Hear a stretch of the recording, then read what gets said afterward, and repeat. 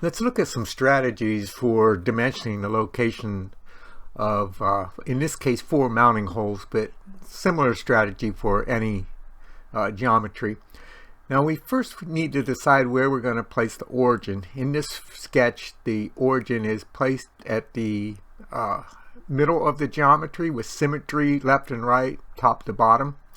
Sometimes we only have symmetry from one direction, say left to right, or top to bottom, not both. But in any case, we often use the origin for our symmetry. Here's another choice where the origin is placed in the lower left hand corner. Now this is ideal for machining in a lot of cases, but when we go to the manufacturing environment, it is really easy to move the origin to any location on our part. So we're going to make use of the origin, symmetry about the origin when we do our design work. So I'm going to start a new sketch, and I'm going to use the center rectangle to sketch my rectangle, so I don't have to put a vertical constraint between the midpoint of this horizontal line. I don't have to put a horizontal constraint between the midpoint of this line to the origin. So the center rectangle takes care of that for me. And I'll go ahead and dimension this, and so I'll dimension this as 40, and I'll dimension this as 60. And then if we later want to change those dimensions, we can just double click on the dimension and change it to whatever we want to, and everything updates. Now for the location of the 4 holes, it's obvious that we want some symmetry on the location of them. That's pretty common. And so I'm going to do the same thing, but I'm going to change my line type to construction, and I'll do another center point rectangle. And I'm going to be careful not to click on this angled line unless I want it to be on that angle. I'm going to come over here and click. And then I'm going to dimension the distance. Now I see it's 7 from the sides. This distance is 60.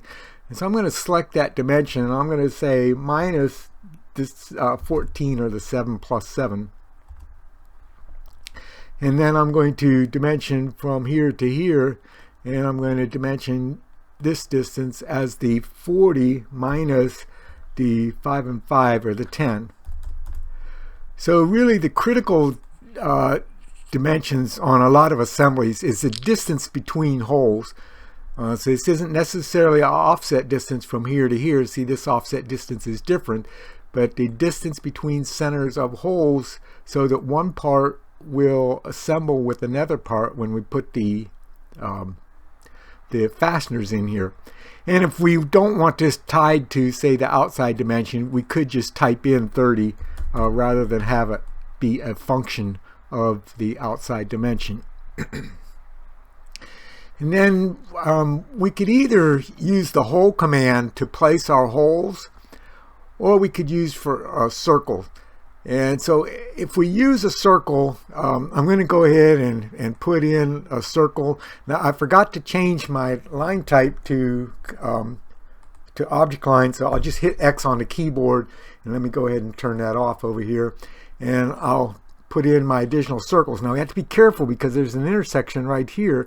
We want to make sure that we get that correct location for those circles. Now we could do a rectangular pattern, but for something as simple as full holes, a lot of times I don't bother with the rectangular pattern. I'll just put in the 4 holes, whatever they are.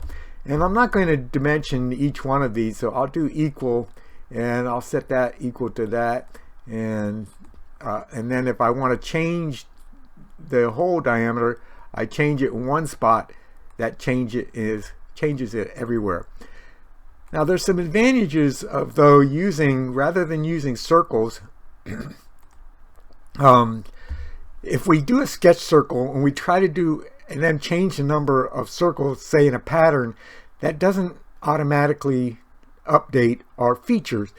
So usually it's better to pattern a feature rather than to pattern a sketch element. And also it might be better to use the hole command rather than use these circles anyway.